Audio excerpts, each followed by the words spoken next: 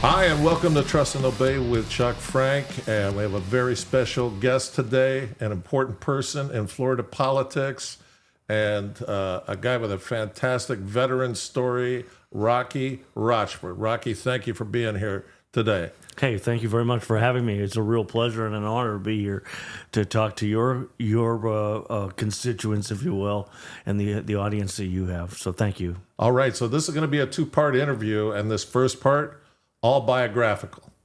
Okay, I want people to know your story from where it starts, and it starts in Situate, Massachusetts. Yeah, I know that place. Right on the water. Yes, sir.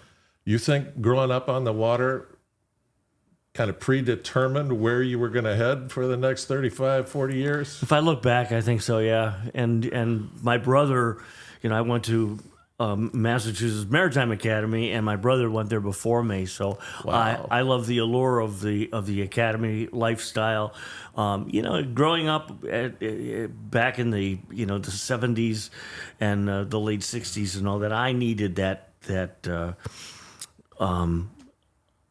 I needed the military environment, to keep me straight. Keep you straight. That's it. Growing up in the Irish Riviera. The Irish Riviera, yeah. I grew up with all O'Briens and Murphys, and yep. A So lot of distractions there. just a few. Yeah, but it sounds like as a kid you were pretty disciplined. You were a musician, I played the drums.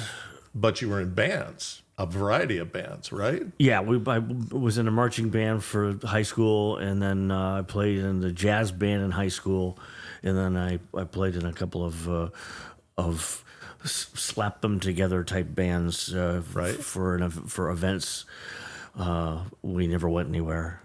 I wasn't, as far as talent goes with playing the drums. Right. I was mediocre at best. Okay. So Well, this is kind of a theme of humility. We're going to find out if it's false humility in the course of this storytelling.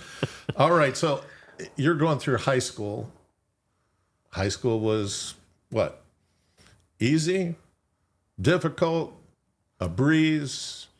so Too distracted by outside interests? see, you gotta know that when I was in high school as a freshman, I was 4'11", Okay, so I was little. right. And I was the smallest kid in the school. Wow. And I would tell stories that I spent more time looking out of the vents from the lockers than looking at the lockers.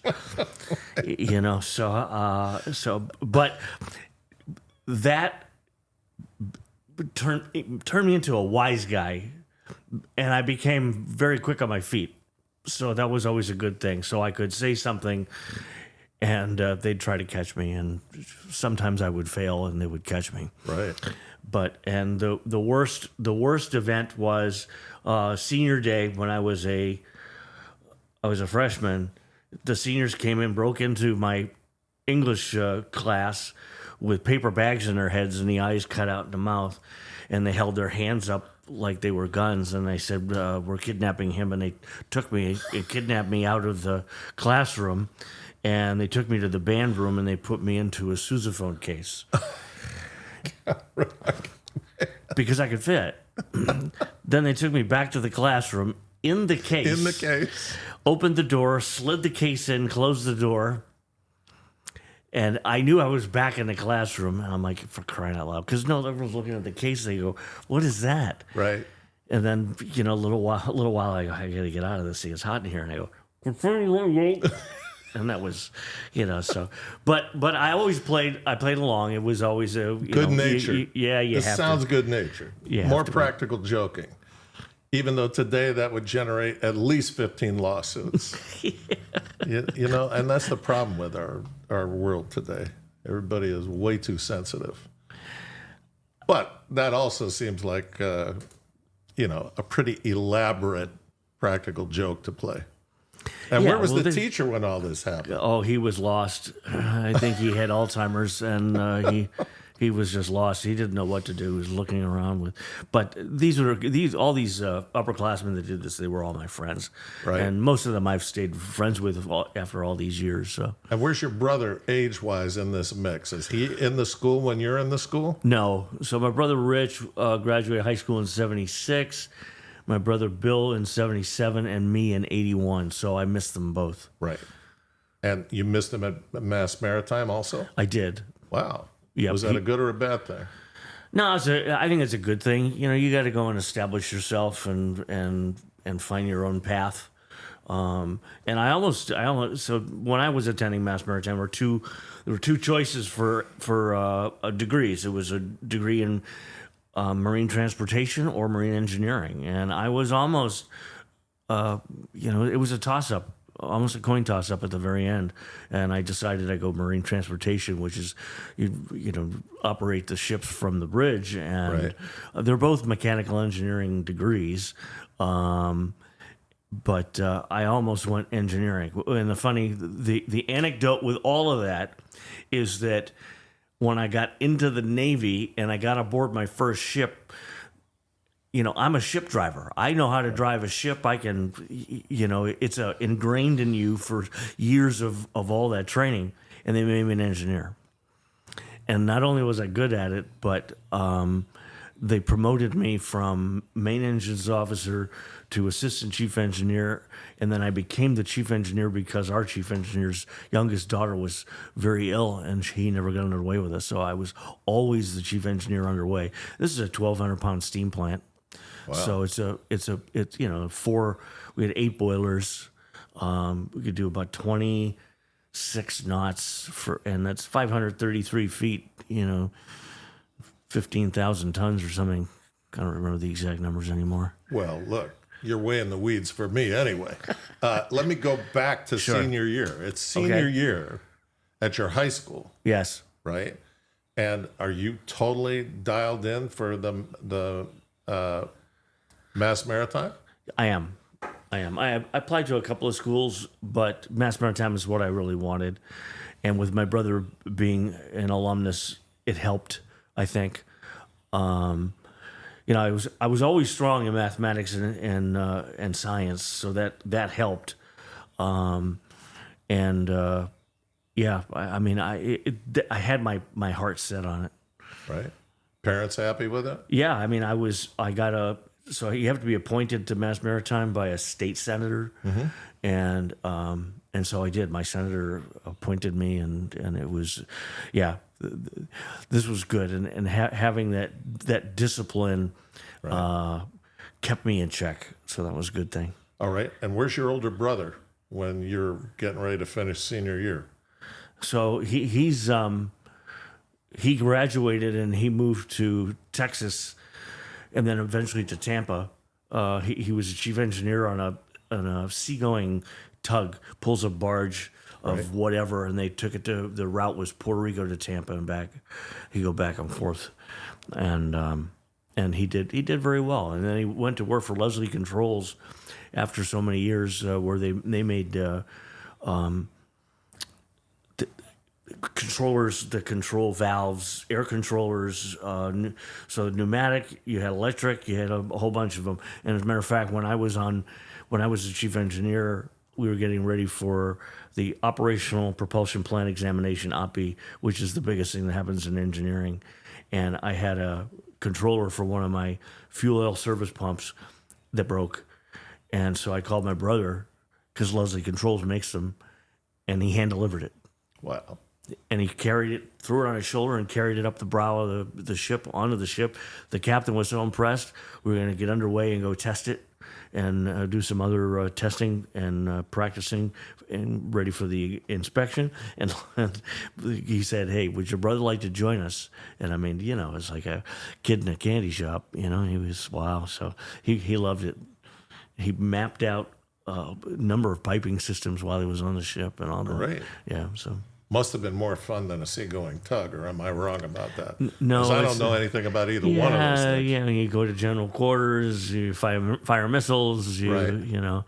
And I have a whole long list of anecdotes and short stories that if it was going to happen, it happened on my watch. I had an explosion in one of the engine room. No one was injured. We had a missile blow up on a rail. Nobody was injured. There was a yacht coming out of Cuba that caught fire. I'm telling you, it was my watch teams loved it when I was in charge of that team because You had the gift. because I had the gift of it's not going to be a boring watch. So that's for sure. So, did your brother have what would be considered a traditional merchant marine Yes. career? Yes. Okay. Yeah, the when he graduated and when I applied to the academy, it was placement out of the school was in the 96 percentile Right. into the industry. Wow. And when I graduated, it was down to about 8%, 8%. And that's because the merchant fleet in the U.S., the Code of Federal Regulations, which oversee and provide that all the regulations on how the ships are supposed to be built and operate and all the safety features that have to be on a U.S. flagged ship are very stringent and very difficult and very expensive to maintain. So U.S. flags decided that they were done, and I forget which law it was that changed, and all the ships that were U.S. flags, they dumped the flag and put on a Panamanian flag, Liberian flag, whatever, because there's no code of federal of regulations. But those ships are not very safe. I mean, for an example, a bulkhead, a wall, has to be able to withstand heat from a direct flame on the other side for 30 minutes and a flame for 60. Most of the Greek tankers and this and that, it's pretty much the same materials in this house. Right. It's wood and plyboard and, so that stuff goes up. Right. The ships aren't safe. No. And did that kill the shipbuilding industry in our country? It did. I mean, it played. I think it played a significant role. And when we talk about the military industry, the military complex that you need, there are certain skills that are so perishable. For example, especially welding in submarines. In order to become a welder for a shipbuilding company on submarines, it takes years and years and years and years of exposure and journeyman and work your way up to become, because submarines are, you don't want it to crack. Right. And not to mention the fact that all U.S. submarines, the U.S. Navy has more nuclear power plants than does the United States, which is one of the things that I advocate for when we talk about, the energy problems that we're facing today, and now with the president's drill baby drill. Right. I'm also an advocate for, because these are new. They're called micro turbines. Micro plants. They're micro nuclear power plants. Wow. And so it's a small plant. It's not these massive, Chernobyl size, 3 Mile Island jobs. This is a small power plant that will generate enough power to handle, a relatively good sized community. Is AI driving that? Because AI has such tremendous power needs, and they're talking about putting the power right next to the plants that are going to provide the electricity for AI. I'm not aware of the power. I didn't realize that there's a higher demand for power under AI. Way higher, and that's going to make the Green New Deal get put on the shelf, and it's going to bring nuclear out from the cobwebs. And my gosh, the rest of the world is all doing nuclear. It only makes sense. I mean, it's Right. it's the most cost efficient power generation. Yep. I mean, the fuel, you change it out once every 10 years. Right. And it'll just keep, I mean, the Navy ships, we have multiple aircraft carriers that are nuclear power, and I've been on several of those. And I mean, it's just so efficient. But the nuclear power program in the Navy is I spent some time with them. I spent about 2.5 years with the submarine force, working out in Japan, and these guys are. You throw yourself under the bus is a badge of honor. And I learned some things about working with these guys that Talking about the Japanese guys. no, this is American. Okay. Yeah, I was at a U.S. Navy base in Right. Japan called Yokosuka. Right. Yokosuka U.S. Naval Station base, whatever it was. It's about an hour and a half south of Tokyo. But when you say you throw yourself under the bus, It's so if we've all done this before. We've all tell little white lies and this and that. You're not in a nuclear power Navy. oh, right. No, these guys. If something went wrong, you stand up and you say, "I did it," Yeah. and that is the way they did it. And I learned that lesson. Instead of deflecting, you bring it all to me. It was my fault. I did it. And that was a very important lesson, I think, in life itself, and it was kind of late in life at that, because that was 2008 to 10 that I was in Japan. Wow. So now I got to haul you all the way back from Japan and nuclear power plants to graduating Mass Maritime, and due to our government's over-regulatory nonsense and trying to build up big budgets, you don't have the opportunity to go right into the merchant marine. No, I mean, I did. So you're licensed by the Coast Guard. Right. When you graduate, I had a third mate unlimited license, and that's the equivalent of a 1,500-ton master's license. Right. So I used that master's license to captain a private yacht. Right. I worked for Frank Viola, not the baseball player. Right. He was the president and CEO of Haymarket Banks in Boston. And great guy. And I come to find out many years later that he was a money launderer for the mafia. And Boston. What are you going to do? He would come down on the weekends with his family, Right. and I would take them out in the yacht wherever they want to go, and then at night during the week he'd come down to the yacht with his girlfriend. So but he was still a very nice guy. I contacted him when I got engaged to my beautiful bride Andrea, that I wanted to see if he would rent me his yacht, one of his yachts, so we could do a honeymoon. And he says, "I got a better deal for you." He said, "I have this brand new 48-foot High Star. It's kind of a convertible, looks like a sport fishing, but it's not." And he said, "It's in Boston. I want to sell it in Lauderdale." He says, "I'll pay you to take it down."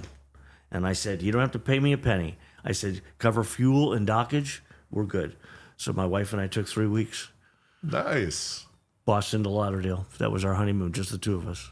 That's awesome. And all of the pictures of guests getting underway and saying hello and goodbye to our friends, there I am up on the bridge, up in the fly bridge, waving and saying hi and all that. And Andrea, get those fenders on board. Right.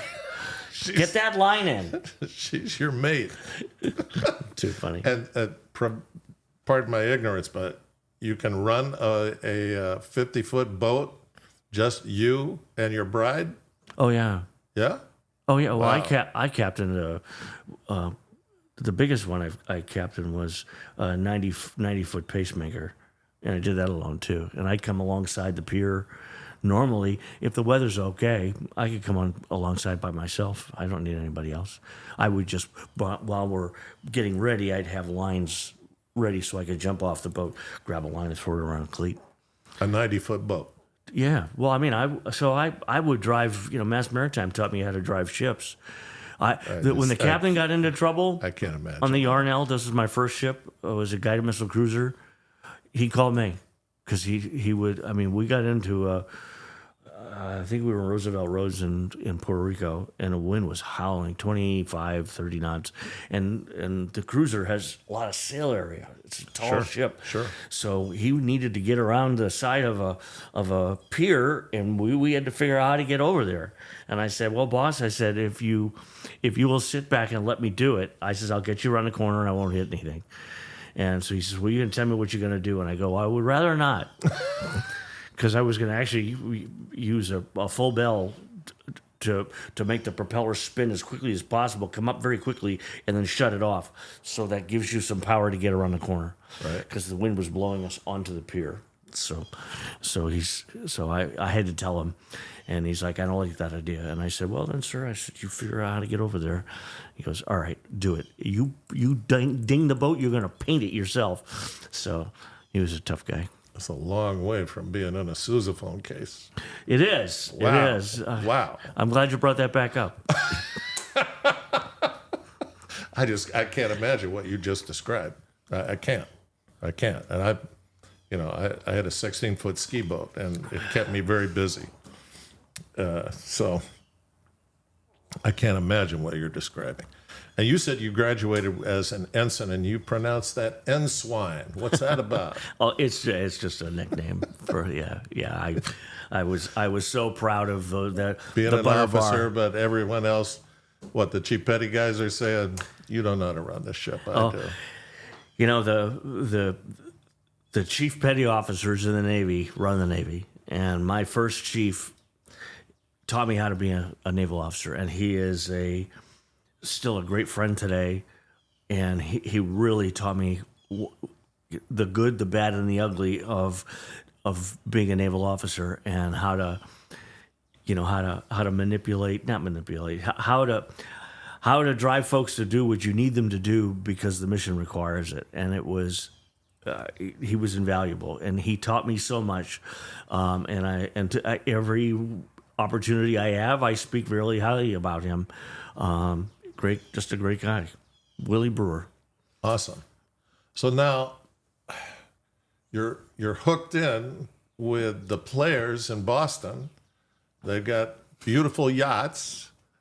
You're doing booze cruises with them. A lot of guys would say, I can do this forever. How long did you do it? It was summer, and then I jumped because Frank pulled the boat out of the water, and so I have no more boat. So there's a guy that was down in Weymouth who was a yacht salesman, and I helped him. So there's a business in and of itself that in the spring you bring yachts from the south up north so that people who live up north can play with their boats, and in the fall you take them south. Right. And so, knowing how to drive in the ditch, which is the intercoastal waterway, is an art form, and I became pretty good at it. So I did that for him for a while, and then he found me another yacht to go on. That was the 90-foot pacemaker, and the guy I worked for was just, to be nice, was an idiot. I mean, he was just very difficult, demanding. He got caught on insider trading, and I really hope that Bubba was his roommate when he went to prison. Maybe there's a little bit of vindictiveness there. No, I'm sure Bubba's a nice man. All right, so no more booze cruises for wealthy guys. What do you do? Well, I had a long talk with Dad, and he said, you were in your element at Mass Maritime, because my brother, who is just an engineer, didn't get involved in the Corps of Cadets. I was very different. I joined the Honor Guard, and then when I was a senior, I was the commander of the Honor Guard. And when freshman, sophomore, junior years, the Honor Guard was about 35 folks. And when I got in charge, I grew it to 210. Wow. So we took them on the road, and we did a parade in Washington, D.C. We used to do parades all around. The president of the academy at the time was Almer. I don't remember his first name. And he was a state senator for many, many, many years. And so he knew everybody. So we did, I probably did in the 4 years I was there, probably 250 to 300 funerals. Wow. Yeah, we became very good at it too, and we knew exactly how to make the families happy, and but yeah, so that was different for my brother. I enjoyed that, and my dad said, you've done so well with this military. Why don't you look at the Navy? And I thought, well, I have met a lot of folks in these yachts where they all did a short jaunt in the military. Maybe there's something to that. So I did it. The owners of the yachts? Yeah. Have been military people. Yeah, they all served a 3 to 5 year stint, and so I thought, well, I'll give it a try. So I contacted a recruiter, and he took my package, and he said, "You're in." So, I went in, and the rest is history. 33 And and that a half kicked off years. 33 and a half years. Yes, sir. Wow. And what was the zenith of those 33 and a half years, the high point? The last 2.5. So in the Navy, I became a captain, and because of reserve time that I had, I could stay past 30 years. Mm-hmm. I could technically have stayed till 40, I think. But anyway, so I was a captain, and I was a very senior captain. So when certain captains in certain jobs are given command of other commands, and the Navy calls that a Commodore. And so I was a Commodore twice, back to back. And the second one was Navy Beach Group 1, had about 3,300 sailors. I had all the hovercraft in the Navy, well, on the West Coast and out in Japan. I had LCUs. What we would do is our job was to bring the Marines ashore when they do an amphibious assault. And then the Marines have pre-positioned ships with cargo in it, and we would set up and build the equipment to offload the ships while it's still out in the not on a pier, but out in the water, and bring all their equipment ashore. And we have make the runways. We carry the hospitals. You name it. We have it. All the fuel farms, because fuel is obviously very important in any Right. fight. So they needed. It was just the best job I ever had. We did exercises in the Middle East. The last exercise I did was in UAE, and I had my Navy Beach group, and then we had 500 Marines. And this is when you were with CENTCOM in the Middle East, or is that different? No, that's different. That's different. Yeah, this is the very end of my career, the last job. So explain to me, you're a captain, and then they move you into Commodore. Right, it's a title. It used to be the 1-star rank, but back in the early 80s, the Navy tried to pull a fast one, and the Secretary of Defense said no, and so they renamed the ranks to Rear Admiral lower half, Rear Admiral upper half, and the halves were the names on the list. This is how it became. The names halfway down, Right. were the lower half, and they were the 1-stars, and the names in the upper part of that list, they were the 2-stars, and that's how, because it used to be Commodore. Right. So, but now Commodore is no longer a 1-star position. You're an Uber captain. Wow. I guess that's the way to say it. But it sounds like it's a hell of a lot more responsibility. It is. And you've got to be senior to do it.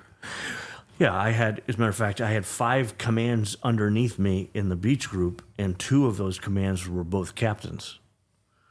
So those 2 captains worked directly for me. And so it was helpful, the fact that I was so senior. Right. Because we had, one of them was always, it was a CB battalion.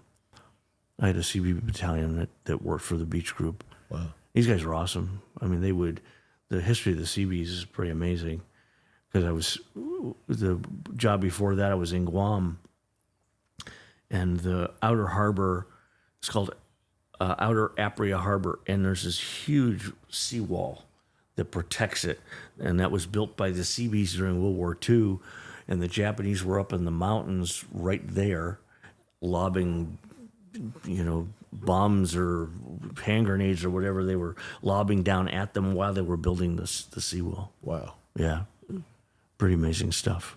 Well, it probably helped that you had an engineering background too. You could talk the talk with them. Yeah, so I had 13 ships under my command when I was in Guam, and they were U.S. military Sea Lift Command ships, so they're civilian merchant mariners. And so, having come from a Mass Maritime Academy, I could walk the walk and talk the talk with them. So, talk to me about how, I always hear that if you're an officer in the Navy, they want to see you come from the Naval Academy. How these Naval Academy guys are looking at you coming from Mass Maritime? So there is a sense of ownership by graduates from the Naval Academy. There is a sense of ownership of the Navy, but for those of us who went to, because it's not just the Naval Academy and Mass Maritime, but it's ROTC programs across the country, Right. And then there's other programs to get you up through the ranks. As a matter of fact, the Chief of Naval Operations. He was the Seaman to Admiral program. He was the first one, and he became a 4-star. And he started off as a seaman, and he was unfortunately. I just had his name and it jumped out of my head. He committed suicide. He's the one that shot. They had, you become such scrutiny when you become an admiral and in command. Everybody's looking at you. And he had on a ribbon as a medal, Navy Achievement Medal, and he earned the V on it, which is for valor. Mm-hmm. But it was not written into his award, so they called him out on it, and it became he couldn't take it anymore, and he shot himself through the ribbon. Wow.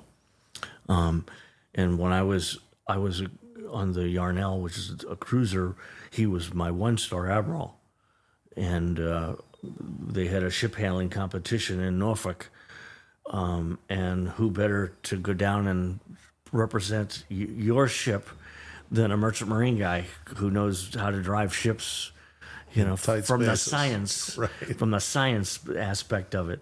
And I came in second because I didn't know all the Navy terminology, which was different from the merchant marine. Right. So I got called out on barking orders that were said in the wrong way. So that's why I came in second. So going through the Naval Academy versus Merchant Marine, who's actually spending more time hands-on on the water? Oh, it's equal. I mean, obviously, when you come into the Navy as an officer, there's so many career paths to follow. Mm-hmm. You become an aviator, surface warfare officer like I was, submariner, CB,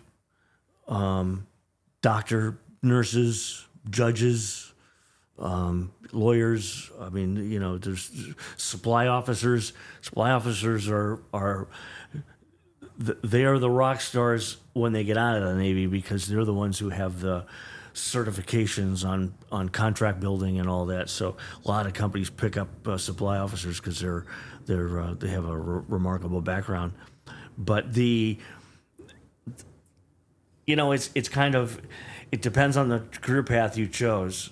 I mean, there are just as many folks that went to the Naval Academy and went to other schools who go up the chain, the food chain. And, if you have the talent, you have the talent. And if you're smart enough to make admiral. Well, I took myself out of the running for flag because I was a reservist for a period of time.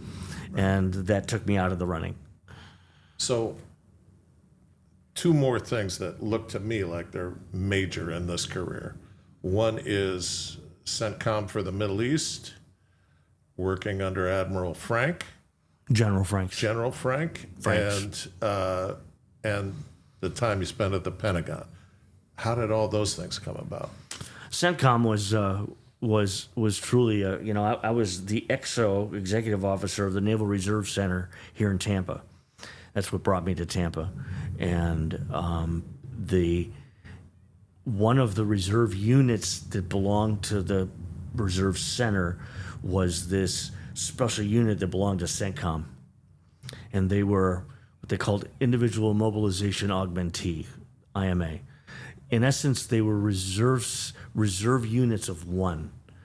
So the folks that worked in that reserve unit had a position in CENTCOM somewhere inside that building, and that was their position. And the boss who owned that position would tell them when he needed them to come on and do their weekend a month or whatever.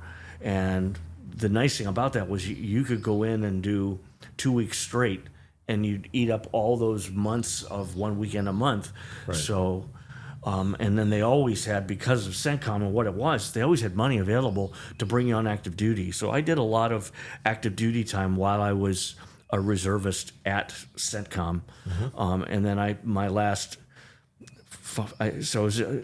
was there for a total of 10 years, and I want to say that I had on the ballpark of 4.5 to 5 years of active duty, especially at the end. And I got brought in I was the watch officer on 9/11 in the command center for Franks. And I activated the crisis action team from the command center. And it just never stood down. And then it morphed. It morphed from being a crisis action team to now it's a JOC, Joint Operations Center. That was a pretty amazing day. Some of the things that are not known, the anecdotes, the things that happened, was we went to DEFCON 2. DEFCON has to do with nuclear weapons, and in DEFCON 2 we take the safeties off, and all the safeties were off, all the nuclear weapons for about 8 hours. Wow. And that's pretty scary stuff. Yeah. The president was in Sarasota, so we got a phone call while I was on watch that said, hey, it was the sheriff's department, and he said, we got wind that the president's coming to MacDill Air Force Base because he was in Sarasota. And I go, well, that's not protocol. I said, but I'll check. And plus I needed to know, because if he did by chance come to MacDill, he's going to come to CENTCOM and he's going to see General Franks. So I better find out. So I have this huge phone panel in front of me with you can push the button and, call the moon. Right. And I called the National Military Command Center at the Pentagon. This is their small version of a it's the command center. They're in constant contact. They're stood up 24/7. Right. And the guy answers the phone, NMCC, and I could hear the fire alarm going off in the background because the Pentagon had been hit, and so the fire alarms were going off. Wow. And I said, I was a commander at the time. I said, this is Commander Rochford. I said, I need you to transfer me to the White House sit room. And, of all the things that I've done in my career, being able to say those words is kind of cool. Mm-hmm. Transfer me to the White House sit room, And so they did, and I said, I'm just establishing that the president is not coming to MacDill Air Force Base so I can let General Franks know. And they go, he is not. And I said, thank you. And that was that. There was one last anecdote with CENTCOM. There was a U.S. Airways flight that had left Madrid, and it was inbound to the United States, and we got wind that it was hijacked. So they do this special conferencing on that phone bank I was telling you about. The upper right-hand button is a special phone line called a WVIX, Worldwide Voice Communication Conferencing System. Why I remember that acronym, I don't know. And they when that rings, something's going on. So I take the call, and then I have a special book and a grease pencil, and we go to whatever that emergency is. It's already been established. There's a page for that, and you open up to that page, and it's all laminated, and you fill in the blanks. So they activated the conference, and it's an air threat conference, and so it means it's a air threat to North America. And so depending on what it is and what's involved, you have to bring in certain people into the conference call. Right. So stand by for the president. So they bring the president into the phone call. And the last one in, he picks up his phone. He's Rummy. So that was, he didn't realize that he was in a conference call with about 40 folks. That was Rumsfeld. Right. So so we're in this conference call. We're trying to tie in the FAA so we can know about that plane, because in order to shoot down any aircraft, civilian aircraft, requires presidential authorization. So, that was the big, and we were on this conference call for a very long time, hours. So this was really a credible threat. Oh yeah, I never heard anything about this. yeah. Because it ended up being. So we finally got through to the FAA, and we finally got through to the plane and determined that it was not hijacked, and they turned it around and sent it back to Madrid. So the whole Because the thing. airspace was all closed, right? Yes. Yeah. Yep. Wow. So, but those are a couple of the anecdotes of what happened. I got a phone call from the Army Operations Center. And they said, what do we do at DEFCON 2? Seriously. I'm like, well, you pull out, I forget what the instruction is, 5130 or something like that. You open it up to page whatever, and then you read those paragraphs, and it'll tell you what to do. But no, it was a very scary moment, and it was the catalyst that brought me back to active duty forever. So, from there, I went to a little base just south of Washington, D.C., called Indian Head. They make energetic material. This is where they make bombs and rocket motors and all that. Right.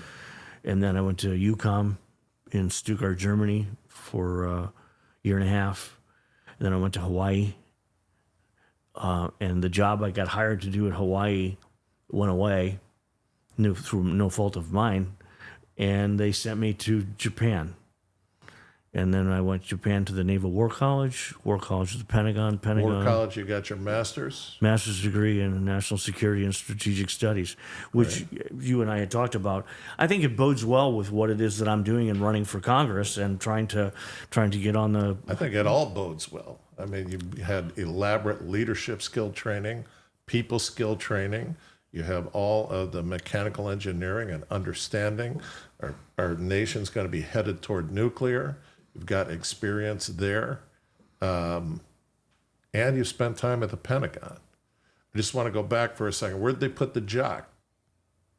Was that at MacDill? Is it at MacDill now, or is it in? So it was at MacDill in the old CENTCOM building. They've since knocked it down. And we deployed, getting ready to do Operation Iraqi Freedom. We deployed to Camp Al Salih in Qatar, and I used to call it Sandbox. Yep. Because it was the base was this square right in the middle of the desert, and the only difference between Camp Al Salih and a prison was the guard tower's guns were facing out, not in. But that was Good rough. times. Yeah, that was a rough one. There were a lot of people who worked real hard, but All right. Well, let's do just a Pentagon piece, because Okay. you spent 3 years there. And then we'll wrap it up. Well, I still want to know how you made the decision in 2018 to walk away. But talk about the Pentagon. so the allure of working in the Pentagon wore off in about an hour. Wait a minute, you're in the bullpen. That sounds like it's an action area. It is. And so I was the fleet representative to the bullpen, which is where the Navy's budget is built. And we talk about, how complicated the budgetary process is. It's called a POM, which is a Program Operational Memorandum. And it's Wow, that just what they call it. heartwarming. And at any given moment in time, there are 3 POMs. One that's being executed today. This is the budget that we got that was approved. And when it doesn't get approved, they do a continuing resolution. As you know, you've heard all these terms. Right. What's not really known about continuing resolutions is that if they were like the Democrats pushed through a budget that was huge, and the continuing resolution goes back to the last budget that was approved and uses the same numbers. Wow. So if the Democrats were able to push through, which they did, that's why they don't want a new budget. Right. Because that one's massive, and they just keep using the same amount of money that they got before. I hate those 2 words. Yeah. But now I understand more fully what the scam is. It is. It's very unfortunate. Watching the Pentagon work is a balancing act, because what my job was as the fleet representative, I represented U.S. Fleet Forces Command 4-star down in Norfolk, and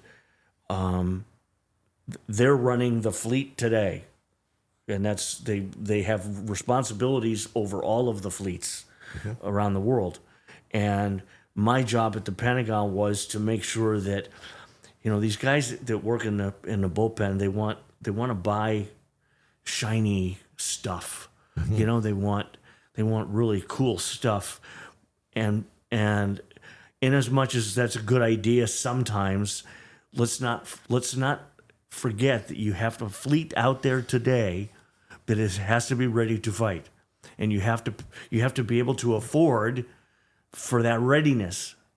And this is where the Joint Chiefs of Staff, Miley, and all that, when they went wrong with wokeism and all that, they lost the eye on the ball.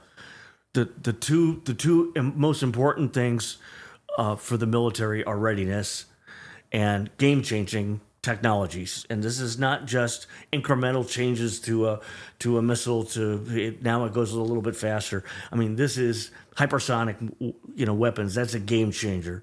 And there's many examples of lethality through technology. Exactly. I mean, you want to be able to. It's not always lethality, though. It's really anything. Could be from an intelligence perspective, intelligence gathering, satellite stuff. There's so many areas that like the Naval NRL, Naval Research Laboratory, which is in Washington. Right. What they're involved with and what they're doing, which is great. If you have your eye on those 2 balls, then you're okay. But they lost their way, and but my job was good. I mean, I fought for a lot of things that we needed to get done, and some interesting weapons that we wanted to bring out there and use in the Persian Gulf, some laser type weapons that actually had enough power behind them that you could blow up a speeding boat called FAC-FIAC. And I don't remember the acronym, but those were what those small boats were, and they would use this laser, and we had it installed on a whole bunch of ships out there, and it was a cost to that, but the fleet endorsed that and wanted that, so we were able to get, I forget how many we bought, 100, something like that. But yeah, so the Pentagon, I got paroled in 2014. It's just I don't know. The Pentagon is this machine that just keeps spinning, and a lot of guys work really hard. The guys in the bullpen. I mean, I was an ancillary member of the bullpen, but the guys who are actually representing the different elements, the surface warfare community, aviation community, submarine community, all those community in there. I mean, those guys are working, 18 hours a day.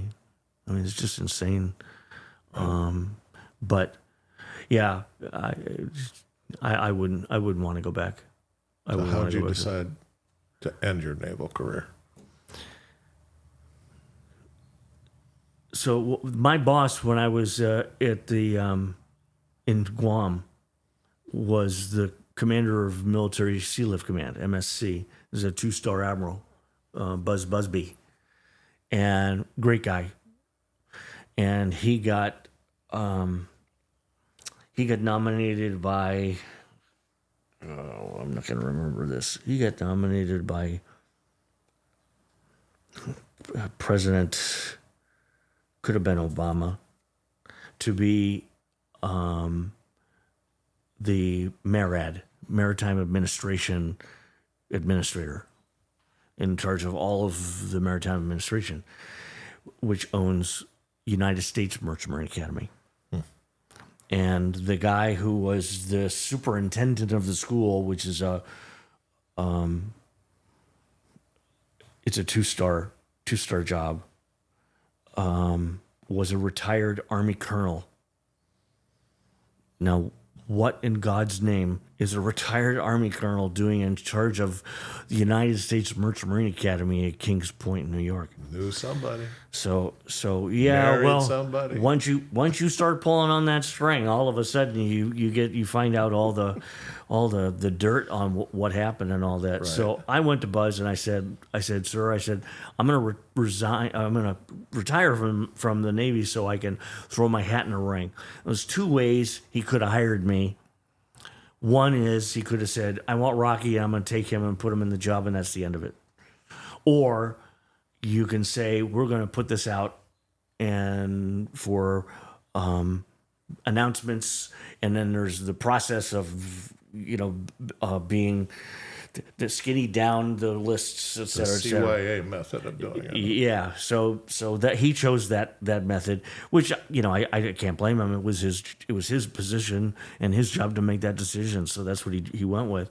And so there were 88 of us who applied, but in order to get accepted, I had to have been off active duty, so I had to retire.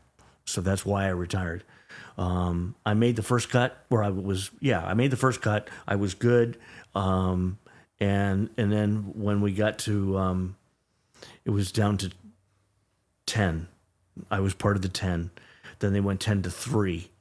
And the board, which didn't include Buzz Busby, he was just the one who was going to make the final decision. He would meet with the final 3 that the board picked. And I didn't get picked as any of the 3. So that's why, but I don't like to second guess myself. Right. When I retired, I was able to come back to Tampa, and I was able to be here with my mom just before she passed away. So that was a wonderful thing. My wife and I didn't have a house, and we said, hey, why don't we buy a motorhome? Go travel the country. Because we've never seen the U.S. We've seen the world, but not the U.S. Right. So we did. We bought a big 45-foot Tiffin and brand new and drove across the country and had a blast. How long did you do that? Year and a half. Wow. But the 500 square feet of the RV got tight. It started to get like a sardine can. I mean, two little dogs, But that was getting a little old. So it was time to wrap that up. So we sold that and bought it. Oh, what was the high point of those 18 months? I mean, that's something I've always wanted to do. I've never done. Montana. Big sky. We were up in. I'm trying to remember the name of the Flatiron Lake. The very southern point of Flatiron Lake was a huge lake. It's like 90 miles or 110 miles long or something. And there's this gorgeous RV resort right on the edge of the lake, and it's built into tiers. So no matter where Everybody's you are, got a view. You've got this unbelievable view of the lake, and then the mountains are right there. And we got to go. We drove up. We were a couple of hours from Glacier National Park, Just amazing. Wildlife everywhere. Oh my heavens! man. Oh yeah, that was just. So we went there 3 times in a year and a half. How long are you staying when you go there? About a week. Yeah. Wow. Because I mean, this was the we'd spend the extra money to stay there because it was not a cheap resort, Right. you know. But it came with, I mean, it just came with everything. It was just awesome, and it was some very, very nice people. Yeah. Yeah. So Montana was my favorite. Everybody says you meet great people when you do this. That's Trump country up there, Yeah. South Dakota. We went up in the Black Hills, and signs up and down the street. We sell Trump flags. We sell Trump this. We sell Trump that. And this is, before he was even in office. Did you meet many blue people RVing? No. That's what I thought. No. Right. Get the doorman. Right. You're the doorman. All right. Listen, I heard a rumor from Jamie that you were ship driver for the Queen. Yeah. So How'd you miss that little detail? yeah. So I was.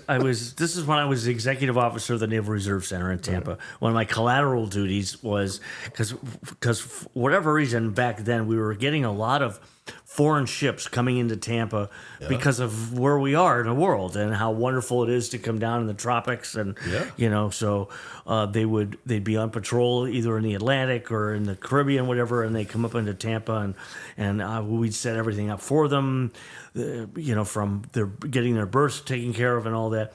Well, one of those things that came up was when Her Majesty Queen Elizabeth came to Tampa to knight Schwarzkopf. Wow. So the British Embassy, the guy who was he was a commander in their navy, he's like, we're assigning you as our representative here in Tampa, and so I coordinated the entire visit from start to finish, and it took about 8 months of planning, just for because the Queen arrived.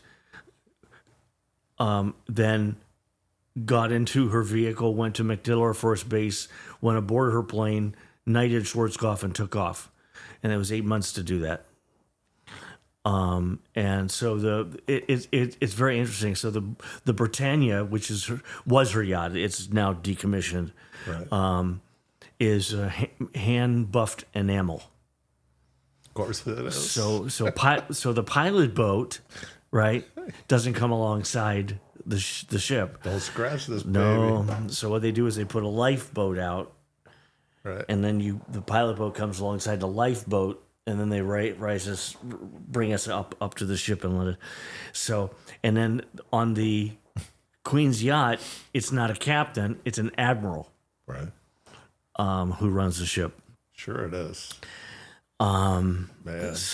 So we had. I mean, I had love to. the Brits, man. I had to coordinate with Coast Guard, with Secret Service, Right. City of Tampa Police, Hillsborough County Sheriff, Florida Marine Patrol. I mean, on and on and on and on. So the yacht. Oh, and then we had to build a staircase for her to come off of the yacht. So I had to calculate exactly how much fuel would be on board and the weight of the fuel, so we'd know where the ship to make sure that we matched the right height to the. No. So the we had divers that had to go down inside. So Harbor Island is where we brought it into, Right. and there's a half moon thing down there, and we would bring a barge in, big barge, tie it up, and that would breast out the ship just far enough to be in deep enough water, so it doesn't run aground. Because it would run aground too close, so we had to have this barge, and that's where we built the staircase on it and all that. And so the day of the event, I had to go out with a pilot, and we had to. Normally, the channel that comes into Tampa Bay is 30 miles long, and normally merchant ships will drive their way down this straight channel. To buoys 13 and 14, and that's where the pilot will be waiting and embark. No, not with the Queen. They want the pilot to board at the mid-channel buoy 30 miles offshore. And a pilot boat now, is really fast. It does maybe 10 knots. So that's a 3 hour trip, 3 hour tour. So we had to board the pilot boat. I 11 o'clock at night. I had to be there, and then we drove out, waited for the yacht, went aboard, and now we're coming in. And we had a Coast Guard escort, multiple Coast Guard. So when all was said and done, we had 35 police boats surrounding the yacht. But no one precedes royalty, because the Queen embarked in Key West. She got on him, and they had her, her flag, her banner, whatever it's called. And so we're going into Tampa Bay, and we're coming up to the Sunshine Skyway Bridge and the Admiral. So I'm on board. I'm up on the bridge. I have my radio to talk to all of the law enforcement and Coast Guard boats. And my call sign was Navy 1. And the Admiral, Bob, he says, would you have your folks check up there underneath the bridge? There seems to be a vessel, blah, blah, blah. I said, no problem, sir. And I said, Port FMP, Florida Marine Patrol. This is a cigarette boat. I have one on the port side, one on the starboard side. And I said, Port FMP, and I told him what to do. And, then he takes off and goes up there and checks it out. And he just makes the guy get away from it. Go away. Go away. The Queen's coming. That's right. So we make it all the way down to Seddon Channel, which is the final channel coming down into Harbor Island. And there's 450,000 people surrounding on both sides of the channel, to welcome the Queen of England. Wow. And one of the unique things about the yacht is that the officer's deck is behind the bridge. Mm-hmm. And at the back end of that deck, there are two sailors standing. And if the sailors are facing forward, it means that royalty is out on their deck, which is just below. But if they're facing aft, that means nobody's on the deck. Nobody gets ahead of the Queen. No. So that tells you that you if they're facing forward, you don't go up and look over the edge. Right. You stay away from there. So there's 450,000 people. I've been up all night. There's people are screaming and all that, and so I'm, hi, how you doing? And where is Sir Stormin Norman during all of this fall? He's at MacDill. He's at MacDill. He's at MacDill. So I'm waving and all that, and the Admiral comes up. He says, "Bob, that's just her." And he says, "Only royalty waves from the yacht." So I was like, "Put your hand down." Sorry. So that was. Can you imagine? So then we get into that basin in there, which is Tampa General, Harbor Island, downtown convention center, right there in that basin, and there's a helicopter flying around, and the Admiral says, Bobby says, lose that helicopter right now. And he was angry because it was making a lot of noise because in this sound basin. And so news helicopter? No. Or military? Secret Service. Yeah. So, called Secret Service. I said, lose the helicopter right now. And I mean, a half a second later, and off he went. Then we had the Seabees. They were next. Once we get the yacht in and tied up, then the Queen's luggage has to come off the yacht. So I had 3 trucks under Harbor Island in the parking lot, and I had the gauntlet of guys and gals. So as the luggage comes off, and it filled all 3 trucks. Wow. Yeah. And so. And how long was she going to be there? Well, she embarked in Key West, so she was on board for one night. And then she flew out. And then we had her go straight to MacDill Air Force Base. Right. We had obviously all the roads closed, and the luggage takes off. And when she came down off of the yacht, I got to stand right there, and salute her. I didn't get to say hello or anything, but I did get a tour of the royal section of the yacht after they had left, after all royalty had disembarked. Did they like spray you down before and after? Or anything? I tell you, there were some amazing things. There was the one that caught my eye was an elephant that was probably, I want to say the elephant was probably about this big, and it was solid gold.